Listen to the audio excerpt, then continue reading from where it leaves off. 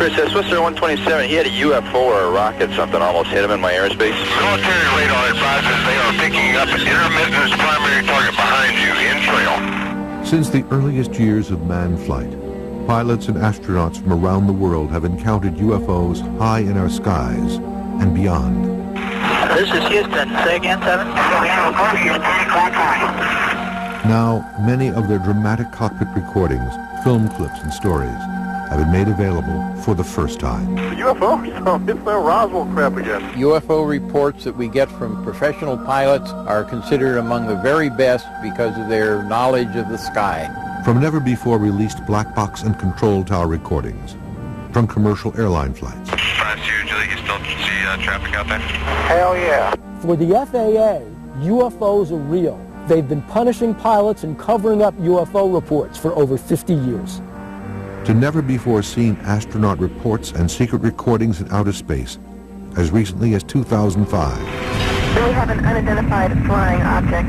Many of NASA's top astronauts have already testified to seeing UFOs. As astronauts and pilots around the world report an ever-increasing level of unusual activity in our skies. Big bright light on the front and a greenish tail coming out the back. I tell you what, that is weird. And the military doesn't detect anything flying tonight. It was too fast to be an airplane. Looks like a UFO. Many wonder, do the skies belong to us or to them?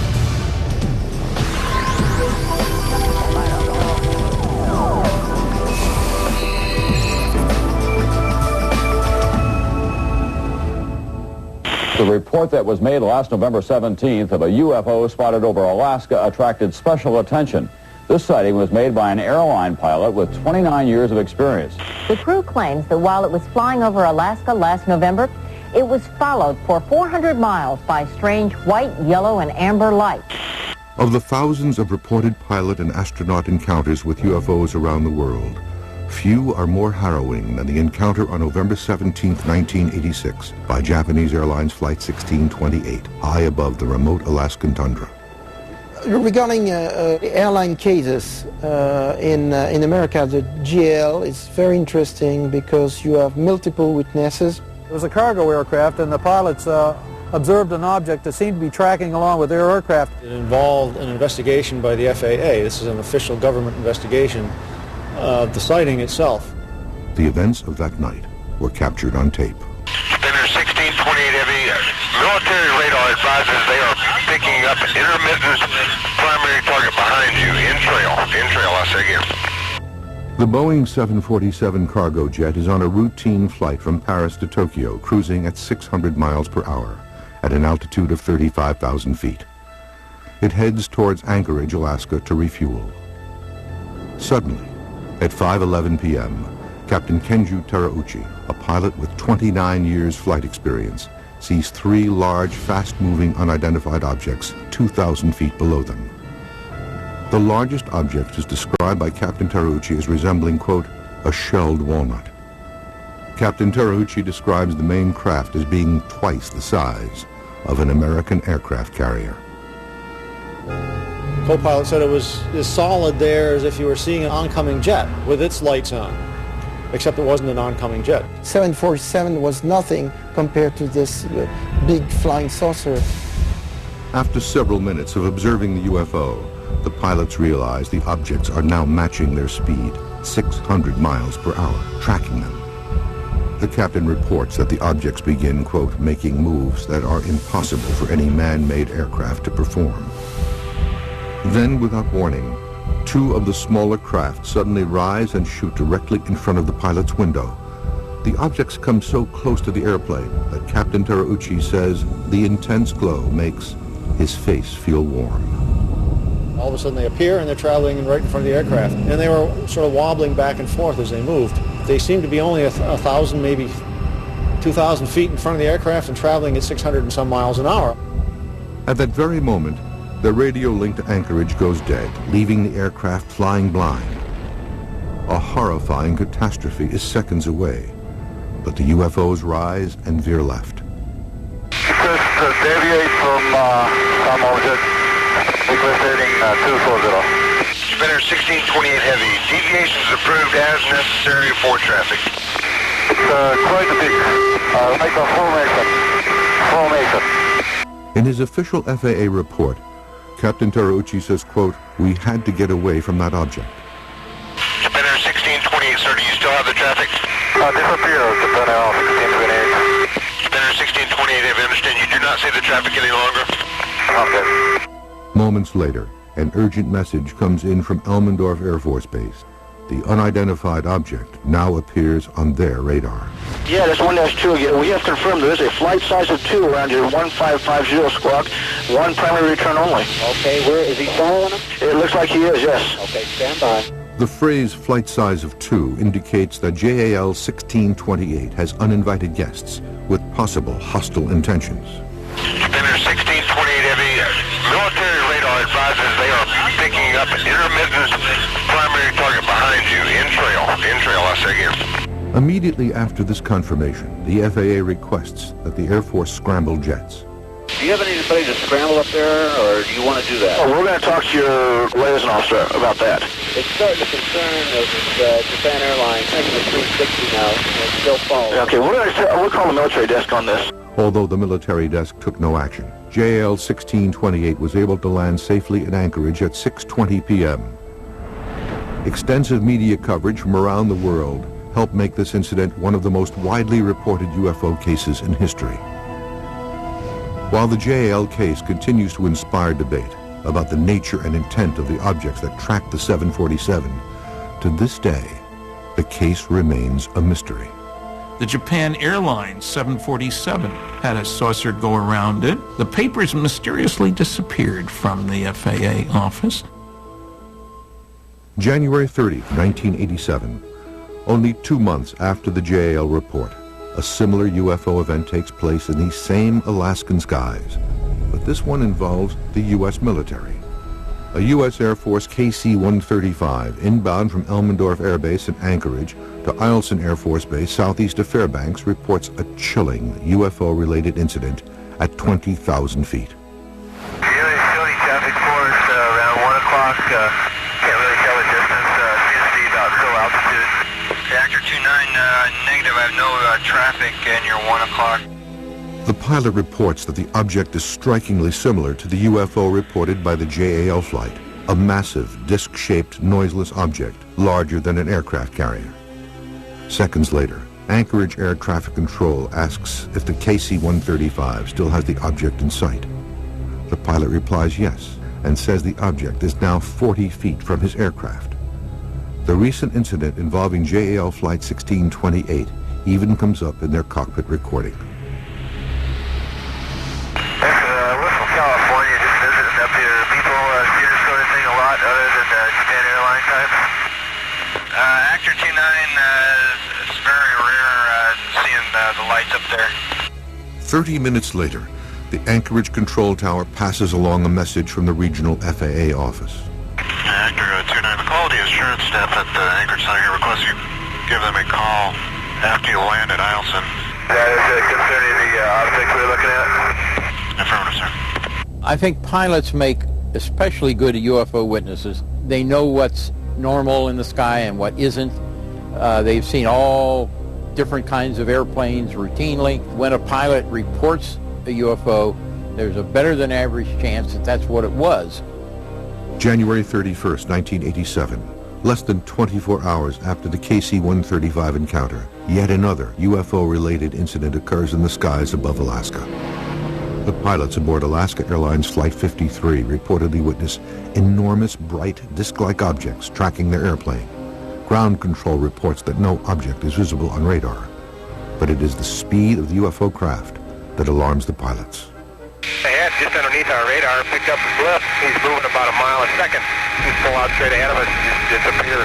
Man, he was there and then he was gone. If you're a pilot and you report a UFO sighting to the FAA, you might as well turn in your license the next day. The FAA, the military, even civilian authorities don't want to know about UFOs. Pilot encounters with UFOs first surfaced in the 1920s and 30s, long before black box and control tower tape recordings were possible. Sightings by pilots have occurred ever since the very beginning with Kenneth Arnold. Kenneth Arnold was flying from Chehalis, Washington, over towards Idaho. Somewhere around Mount Rainier, he identified what looked to him to be about 9 aircraft traveling in an east to west position. Was this man, Kenneth Arnold from Boise in Idaho, who ushered in the era of the flying saucer. At this point is where I had this terrific flash. I looked way off here to the north, and that's when I saw where the flash came from. It was an echelon formation of a very peculiar-looking aircraft. The second craft from the rear had a more or less crescent shape, and of course I kept mulling in my mind, that's the damnedest looking airplane I ever saw. Upon landing in Yakima, Washington on June 24, 1947, Arnold makes what would become the very first civilian reports of UFOs to the government. He would describe the objects to reporters as appearing and moving like, quote, saucers skipping across the water. Somebody else twisted that around into the term flying saucer. That was the beginning of it. His official report made to the Joint Army and Air Forces intelligence is seen here for the first time on television. Arnold describes the UFOs as thin, round in the front, and coming to a point in the back, and did not appear to whirl or spin. He watches as the craft flip and flash in the sun, and comments, "The more I observe these objects, the more upset I became, as I am accustomed and familiar with most all objects flying."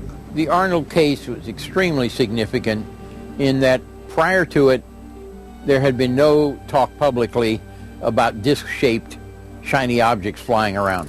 And we haven't been without UFOs or flying saucers ever since. Coming up, the skies above New England are rocked by 3 separate UFO encounters, all captured on tape. Hey, you got anything flying out in the area? Negative 105 turned over. Well, then I just had a couple of UFO reports. The Grand Canyon is a graveyard for 128 passengers and crew of 2 airliners which collided in a thunderstorm and crashed on peaks little more than a mile apart. The impact reduced the wreckage to carbonized smears of paint and metal. None survived. It was the worst commercial air disaster in history. While some experimental black box and pilot voice recorders were in use by the military during World War II, it was not until a catastrophic mid-air collision in 1956, about 200 miles due east of Area 51, that onboard recording boxes were mandated by the FAA. A major accident above Grand Canyon imposed the FAA and the NTSB to ask for all the airlines to be equipped with audio recording system. Since the mandate of cockpit voice recorders, hundreds of reports have been made of strange lights, near-miss collisions, and radar tracking of unidentified flying objects. 3 recent pilot recordings captured over New England have been obtained for this broadcast. They are presented here for the first time. One of the most fascinating cases is Lufthansa 405 out of JFK November 18th, 1995, where they saw a UFO across Long Island. November 18th, 1995, while on a routine flight above Long Island, New York, Lufthansa Flight 405, an Airbus A340 out of New York en route to Frankfurt, Germany, makes a disturbing call to Boston Air Traffic Control. The pilots reported unidentified flying object passing within 3,000 feet of their plane. It should be on our tail about 10 minutes. We passed it just 1 minute ago, and it was looking strange. The UFO is described as a long cylindrical object with a white light on the front and a long green comet tail. The strange UFO is also seen by British Airways Flight 226, a 747 flying from London, and is just north of the object. The code name for British Airways flights is Speedbird. I actually looked about opposite traffic 2,000 feet above. It did have a very strong vapor trail which looked more like smoke, and the light on the front was very, very bright. And Lufthansa 405, how far off to your side did that traffic pass? It was pretty close, and like the Speedbird said, it looked like 2,000 or 3,000 feet above on the left wing, just 1 mile, looked like a UFO. Boston Air Traffic Control contacts Giant Killer, the military fleet area control and surveillance facility that monitors restricted airspace over the Northeast. Giant Killer, they got anything flying out in the area? Negative 105 turned over. Well, then I just had a couple of UFO reports. Oh, is that right? I had a couple of guys that reported lights just going over their head. I had no traffic whatsoever in the area. They should have passed within a mile of them, like 2,000 feet above them, opposite direction. Or it could have been a meteor or something. No, we don't have any aircraft out there. Both pilots confirm the object has glowing lights. The object has a green vapor trail, not like any vapor trail they've ever seen. Both pilots immediately questioned the idea that the UFO they saw was a meteor. Sometimes a 405, so you would say that it definitely wasn't a meteorite? I don't know. It's 226. No, it couldn't have been a meteorite because it was flying level. It looked as if it was going very quickly. It definitely looked faster than normal aircraft. It was cruising in a straight line at one level flight. Number 226, thank you. We're looking into it. I mean, we're making a report. We really don't know what it was. And the military doesn't admit to anything flying tonight. While the authenticity of this recording is not in question, the FAA and both airlines have never commented on this mysterious incident over New England. 2 years later, Boston would be the epicenter of yet another strange encounter between pilots and UFOs. But this time, the encounter would result in a near-miss collision. The incident was captured on tape by the aircraft's black box recorder. August 9th, 1997. Swiss Air Flight 127 is a jumbo jet en route to Zurich, Switzerland. Pilot Philip Boulbet and First Officer Kurt Grunder are at the controls. At 23,000 feet, Boulbet will later report that his visibility was excellent with no haze and a clear blue sky, until an unidentified craft enters the plane's airspace. The pilot immediately contacts Boston Air Traffic Control. Sister 127, go ahead. Yes, sir. I don't know what it was, but it just overflew like a couple of hundred feet above us. I don't know if it was a rocket or whatever, but incredibly fast, opposite direction. It was too fast to be an airplane. Later in his official report, Boulbet will describe the UFO as a bright white cylindrical object with no wings, similar to a white shark. Aviation writer Don Berliner filed a Freedom of Information Act request to obtain the FAA audio and written records of this incident. The Swiss Air case is significant because the object that was described is quite unusual, and the people reporting it have excellent credentials. These are veteran airline pilots. Moments later, the Boston control tower contacts another sector operator who is about to take over the flight. Hey, Chris, Swiss Air 127, he had a UFO or a rocket, something almost hit him in my airspace. UFO or a rocket almost hit the Swiss Air 127? Went right above him, about 200 or 300 feet. The pilot's official incident report classifies the object as a UFO, categorizing its shape, color, and speed. However, the NTSB and FAA concluded the object seen by Swiss Air 127 was a weather balloon launched by the military at about the same time. These are not the kind of people who would be fooled by weather balloons, because these are fairly common experiences among airline pilots. It's really hard to mistake a weather balloon for much of anything else. These eerie sightings of UFOs are not isolated to the Northeast. In fact, sightings of UFOs by pilots have been reported across the country. On February 28, 1996, the skies over the Midwest are rocked by simultaneous reports of frightening airplane-like objects moving at incredible speeds. This case involves two commercial aircraft, Air Shuttle 5959 en route to Cleveland and Mesaba 3179, a Dash 8, heading from Detroit to Pellston, Michigan. This event was recorded by the Cleveland Tower. Cleveland Tower gets a report from an air shuttle flight coming out of Detroit that they've picked up a strange light very close to them. Nobody can figure out what the light is. Hey, Cleveland, Air 5959. We see traffic out there 12 to 1 o'clock, lower altitude. Do you have one later? Air Shuttle 5959, that's a negative, sir. I don't have anything out in front of you. Can you get an estimate on an altitude on him? We're in between layers here. I'm going to estimate 2,000 feet below us, maybe, and sort of pulsating light about, I don't know, 10 miles out. Is that northwest of Detroit? Did you see that light? Yeah. That's what I saw, a real bright white light, sometimes flickering underneath the cloud. Two reports from two separate aircraft. and both pilots described the same bright pulsating lights between the cloud layers. Cleveland Air Traffic Control questions if the light might be a landing beacon. Air Shuttle 5959, is that traffic that you saw earlier? Do you see him out there any longer? Air Shuttle 5959, that's permanent. I don't know if we'll get closer to it or what, but it looks like a rotating light around it, like a frisbee type thing that's going around it. UFO. Basaba 3179, do you see the same thing? Sir, I saw it coming out of Detroit. I wondered, all I saw was just a couple real bright flashes of light, but it looked like it was underneath the cloud deck to me, maybe 10,000 feet. Would you think it might be like a reflection, maybe perhaps off a beacon that for some reason it's just one of those weird things, natural phenomena that you're getting a reflection? Because I got nothing out there. It's definitely a distinct whitish, well, it's looking a little red and greenish light sort of pulsating, and it is consonant. It's not a beacon.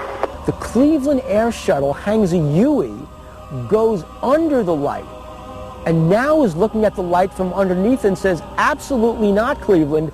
We're seeing the light above us, probably at 5,000 feet.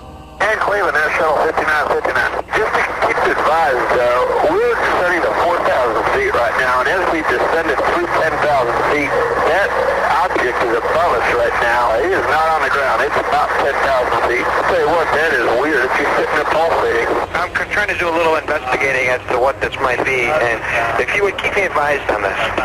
Okay, sir, I'm going to blink my light sign up and see if I can get any reaction on it. Basaba 3179, when you flashed your lights, did you get any response? It appeared to, sir. Okay. A double pilot sighting caught on radio that you would never hear because the media never covered it. Coming up, another UFO double confirmation, this one involving an America West jetliner and NORAD. This guy definitely saw it run all the way down the side of the airplane. It's right out of the X-Files. And later, we'll analyze evidence of UFO sightings during NASA's Apollo moon missions. On May 25, 1995, an exceptional UFO-related event occurs more than 7 miles above Earth. An enormous, fast-moving UFO was witnessed by an America West Airlines crew. What makes this incident a watershed in black box recordings is that it is one of the first on record to reportedly involve a government agency, NORAD, the government's watcher of the North American skies. This 1995 America West Airlines case, the government got involved briefly. Somebody with air traffic control told the crew, one of the crew members, that they had been in touch with NORAD, which had briefly confirmed radar tracking of something in the area and then later denied it. The Air Force confirmed that there was an object, and especially in the NORAD, the North American Air Defense Command, yeah, we detect something. America West Flight 564 is flying from Tampa, Florida to Las Vegas, Nevada. Captain Eugene Tollefson and First Officer John Waller are in control, cruising at 39,000 feet above Bovina, Texas. All is normal until 10:25 p.m. when the pilots see a UFO just below them at 30,000 feet. The actual recordings between Flight 564, Albuquerque Air Traffic Control, and NORAD were recently obtained by the History Channel. Okay, Cactus 564, say again. There's nothing on the radars on the other centers at all on that particular area, that object that's up in the air? It's up in the air? Affirmative. What's the altitude about? I don't know, probably right around 30,000 or so, and it's with a drill that starts from going counterclockwise, and the length is unbelievable. The pulsating object is reportedly over 400 feet long, yet invisible on radar. This prompts air traffic control to contact a nearby Cannon Air Force Base radar operations in Clovis, New Mexico. Cannon, go ahead. Hey, guy at 39,000 says he sees something at 30,000 that the length is unbelievable and it has a strobe on it. Uh-huh. This is not good.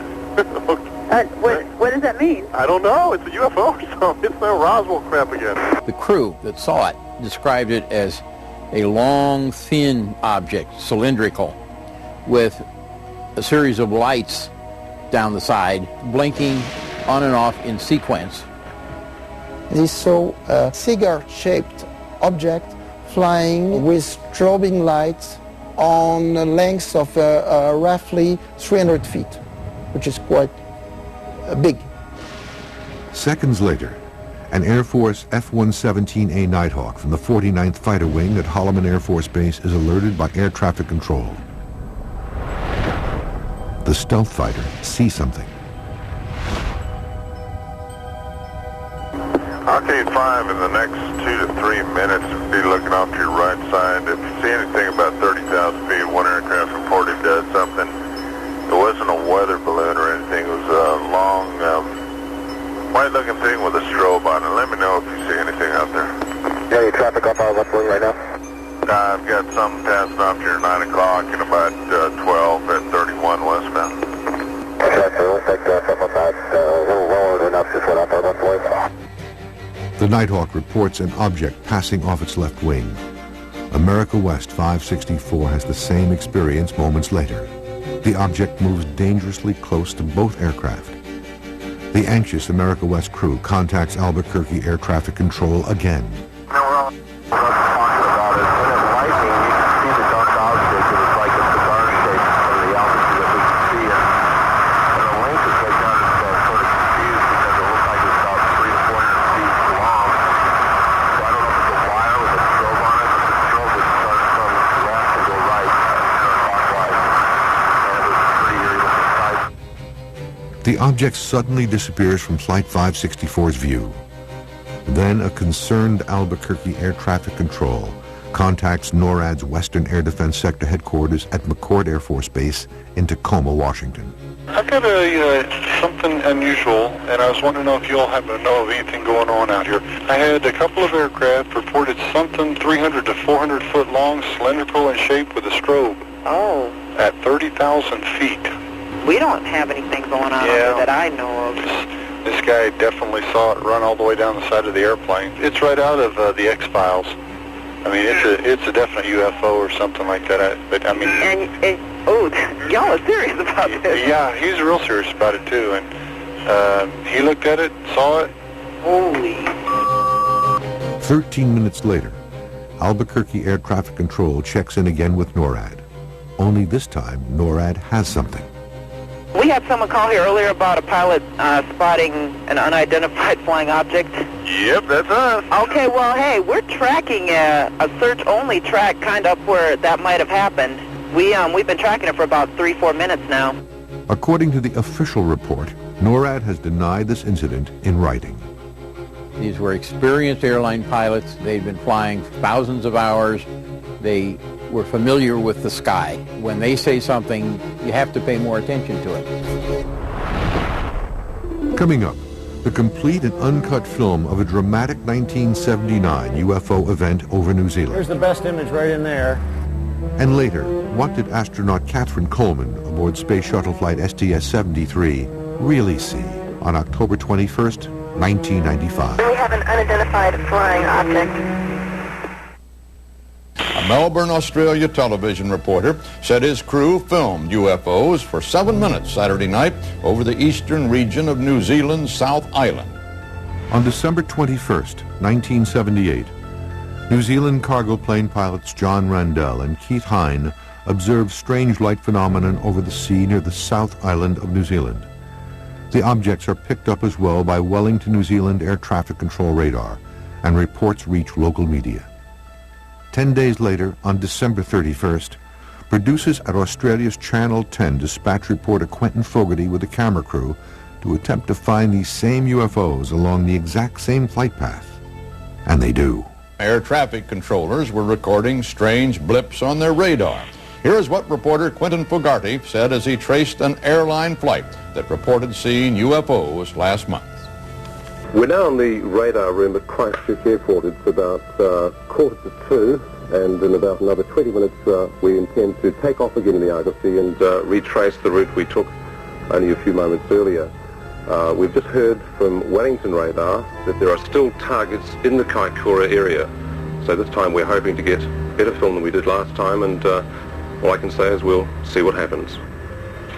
The New Zealand case is of considerable importance in the history of ufology because of the residue of information that's available afterwards. We have the film itself and the tape recordings made by Quentin Fogarty on the aircraft, and of prime importance is we have the tape recording made by the Wellington Air Traffic Control Center, and it provides a history of the sighting minute by minute. We're about now 3 minutes out of Christchurch Airport, and on our starboard side we can see two very bright lights, one much brighter than the other. It is like a very, very bright star, and just below it is another light, not quite so bright. Just before midnight, Fogarty goes airborne with New Zealand cargo pilot Bill Startup. The beginning of the flight is uneventful. Then at 12:05 a.m., Fogarty and the crew see strange lights and objects coming toward them from the right side of the plane. Fogarty turns on his camera and begins filming.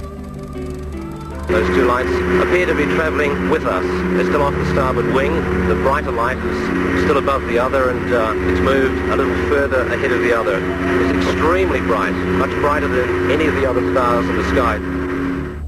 Ground radar observes these objects, and the control tower confirms the sighting and records the conversation. What follows is the actual audio of this unusually well-documented event. The storm target showing at 11 o'clock at 3 miles.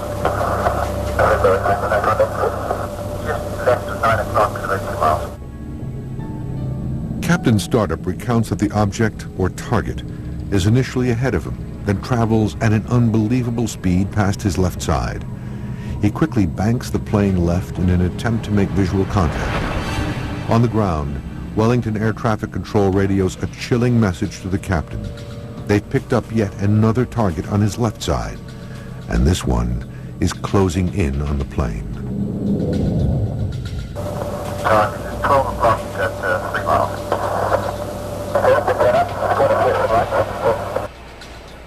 I'm now looking over towards the right of the aircraft, and we have an object confirmed by Wellington radar. It's been following us for quite a while. It's about 4 miles away, and it looks like a very faint star, but then emits a very bright white and green light. Captain Startup is able to get close enough to determine that the object is an array of bright blue lights pulsing at a rapid rate. To his shock, the object has gotten bigger. There was an interesting radar event where the some object got so close to the aircraft it looked to Wellington radar as if the aircraft radar target image had doubled in size. Strong target, right in formation with you now. Your target has doubled in size.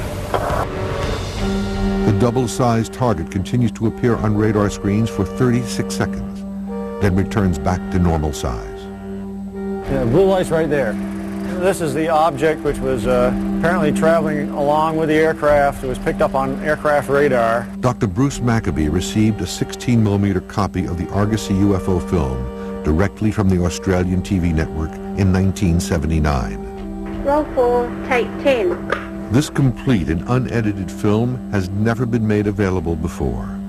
Experts believe that these images are the most comprehensive and frightening UFO evidence ever captured on film. This is the famous New Zealand film obtained the night of December 31st, 1978. The cameraman is sitting in the seat between the pilot and the co-pilot.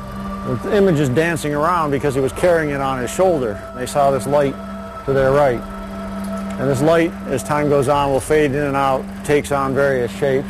This is the flashing light that you have to slow down and look at frame by frame to see what happens. When it goes from very bright white down to dim orange, you can see the image went over to the side, then he turned the camera a little bit in order to pull it back into the center.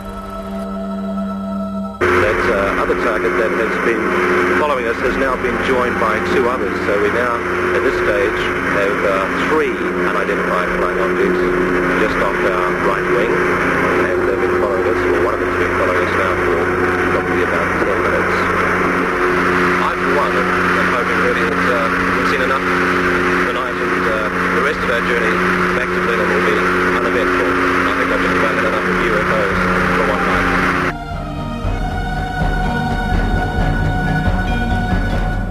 And that's the way it is. Or is it? Monday, January 1st, 1979. This is Walter Cronkite, CBS News. Good night. Coming up, While the Apollo 11 astronauts were the first men to set foot on the moon, they were not the first to make reports of sightings of the unknown in outer space.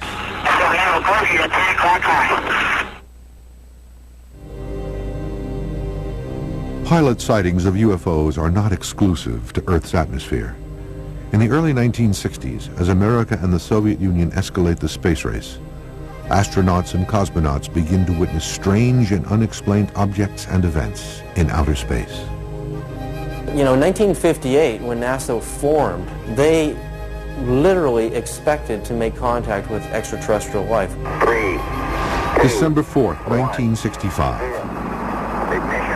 4 hours and 24 minutes into the historic 14-day mission. The astronauts of Gemini 7, Frank Borman and James Lovell, both military test pilots, are performing routine tasks. Then suddenly, at 22:34 Universal Time, as the capsule is high above Hawaii, both men see a bright object or bogey flying above their capsule. Borman radios Mission Control in Houston. What follows are the actual radio transmissions.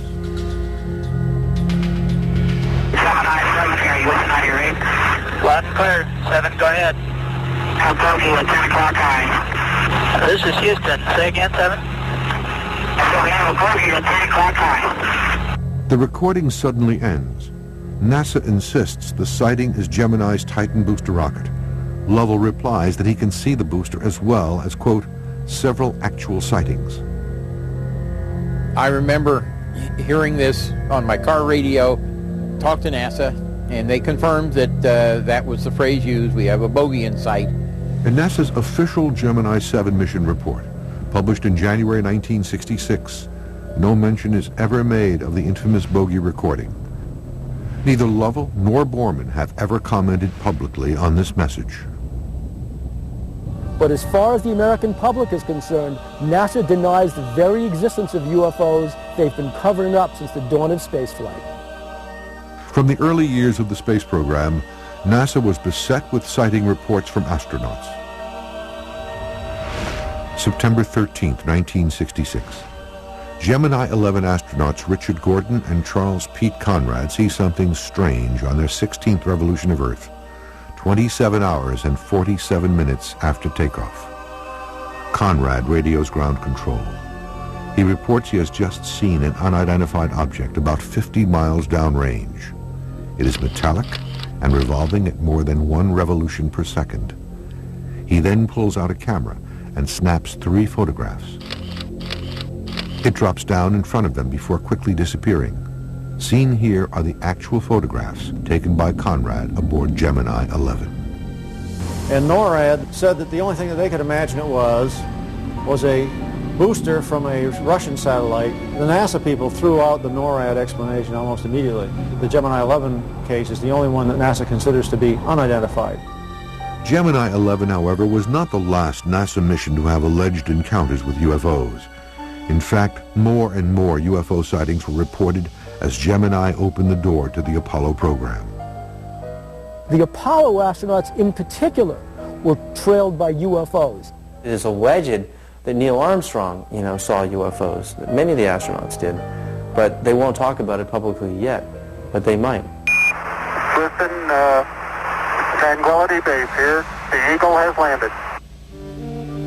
The famous Apollo 11 mission reportedly experienced objects tracking the capsule, as well as objects that were photographed by the astronauts on the lunar surface. 4 months later, on November 14, 1969, Apollo 12 commander Pete Conrad reports back to NASA that he sees an unidentified object out his window. An object which is in the same place all the time but appears to be tumbling. Well, we've had it ever since yesterday. It just seems to be tagging along with us. While the object is widely considered to be debris falling from the booster, many researchers remain skeptical. They suggest such an object would be incapable of tracking a fast-moving space capsule for an extended period of time. As the Apollo missions open the door to the space shuttle program, experts are convinced the door was also open to an increased level of UFO activity in outer space. In 1981, NASA initiates the space shuttle program. and with it, an unprecedented wave of UFO sightings, including astounding audio and video evidence. One highly controversial recording emerges from STS-29, a space shuttle discovery flight on March 13, 1989. Astronaut John Blaha reports the sighting of something unusual. One of the NASA transmissions that wasn't successfully sanitized, back in 1989, one of the astronauts on a space shuttle said, "We're still looking at the aliens." It was as plain as day. The following recording was reportedly intercepted by a ham radio operator in Maryland.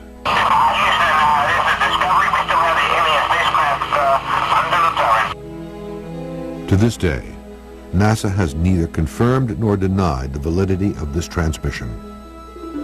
The space shuttle has two radio channels. One is a public channel that we all hear when NASA is broadcasting. We can hear what the astronauts are saying. The other channel is a Department of Defense encrypted channel, and that's where I believe the real conversations are going on. The new millennium ushered in more UFO sightings by NASA shuttle crews. One extraordinary recording occurred aboard Space Shuttle Flight STS-73. Mission specialist Catherine Coleman sees something curious on day 3 of the routine 15-day mission. This is October 21st, 1995. We have an unidentified flying object. And nothing after. I mean, there she is. Catherine's just floating around in there, and that's where I believe they went on to the Department of Defense encrypted channel on the space shuttle, and they continued the conversation. Researcher David Sereda has been studying unusual phenomenon in outer space for over a decade. It is his theory that NASA continued recording, but on a secret frequency, leaving us with more questions than answers. We have an unidentified flying object. Even recent shuttle missions have had eerie reports and sightings of strange objects. According to Sereda, some of the most shocking evidence of UFOs in outer space comes as recently as August 6, 2005, from Space Shuttle Flight STS-114. Well, the space shuttle is doing 18,000 miles an hour around the Earth. So the object is traveling obviously much faster than 18,000 miles an hour to catch up to the shuttle, to fly in tandem speed with it, and then it takes off and goes back out the other way. This is real footage from the space shuttle. Even considering that it may be just a few miles away from the space shuttle is obviously a very large UFO. The object enters quickly, dramatically changes speed and direction, then flies back out of frame.